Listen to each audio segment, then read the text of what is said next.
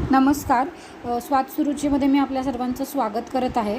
आज मी तिळकुट बनवण्याची रेसिपी तुम्हाला दाखवणार आहे. त्यासाठी मी तिळ खमंग भाजून घेऊन ते मिक्सरमधून काढले आहेत.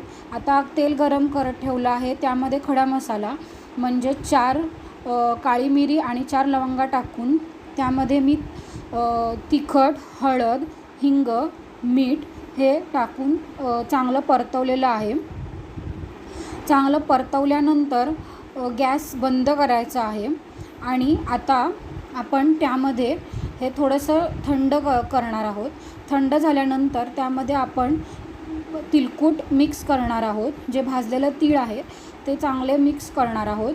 अशा प्रकारे मिक्स केल्यावरती आता आपण हे मिक्सरमधून काढून घ्यायचं आहे. अशा प्रकारे आपल्या तिळकुटाचा मसाला घरच्या घरी तयार झाला आहे.